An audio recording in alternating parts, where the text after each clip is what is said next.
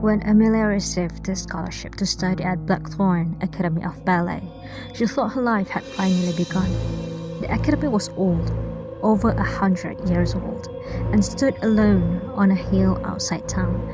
Its walls were covered in dark ivy, and its largest rehearsal hall contained a row of floor-to-ceiling mirrors that stretched from one end of the room to the other. The students whispered about those mirrors. They said one dancer never laughed. Emily laughed when she first heard it. By the end of her first month, she wasn't laughing anymore. Every night after curfew, Emilia practiced alone. The academy demanded perfection. One evening, while rehearsing a difficult sequence, she noticed movement in the mirror. A dancer stood behind her, a pale girl in an old-fashioned black tutu. Emilia spun around. Nobody. When she looked back at the mirror, the girl was gone. She blamed exhaustion, nothing more. The sightings continued. Sometimes the girl appeared at the edge of the reflection. Sometimes she stood among the other dancers, but only in the mirror, never in the room itself. The strange thing was that the girl always seemed to be dancing, slowly, patiently, as though practicing for a performance that never ended. One night, Amelia asked an elderly janitor about the rooms. The man's face immediately darkened. "You've seen her." It wasn't a question. Amelia nodded. The janitor sighed. Her name was Evelyn. He glanced towards the rehearsal hall. She died here in 1954. According to him, Evelyn had been the academy's brightest student, the star of the upcoming winter performance. Weeks before opening night, she began claiming that someone in the mirrors was copying her movements incorrectly. Everyone assumed she was having a breakdown.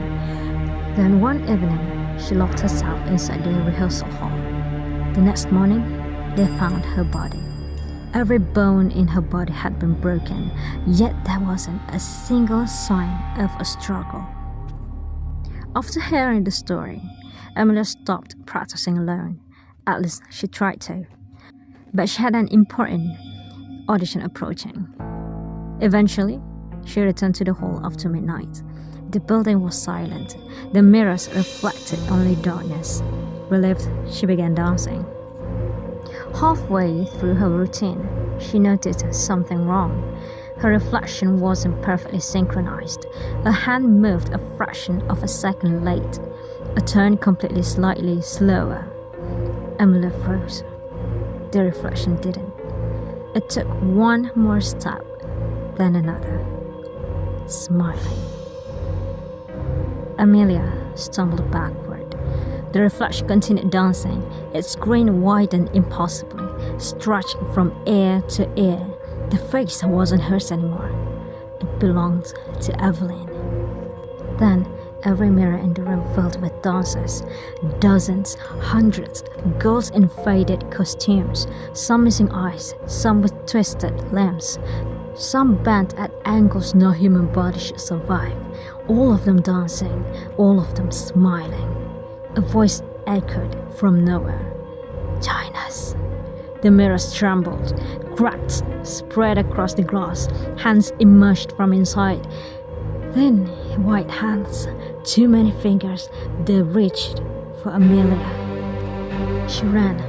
The hands followed, sliding out farther and farther from the mirrors. The sound of pointed shoes clicked across the floor behind her. Hundreds of tiny footsteps, getting closer. Amelia reached the door. Locked. She pulled desperately. Nothing. The clicking stopped. Silence filled the room. Slowly she turned around. Every dancer stood still, watching. Evelyn stepped out of the largest mirror, not through it, out of it, as though the glass were water. Her body was wrong. Her joints bent backward. Her neck tilted sideways. Her smile never moved. "You dance beautifully," Evelyn whispered, "but you're still imperfect." Then every dancer launched. The next morning, staff found Amelia alone in the rehearsal hall. Alive, barely, curled in the center of the floor, unable to speak, unable to stand, unable to dance. Doctors found nothing physically wrong with her, but she never recovered. Whenever someone placed a mirror near her, she screamed.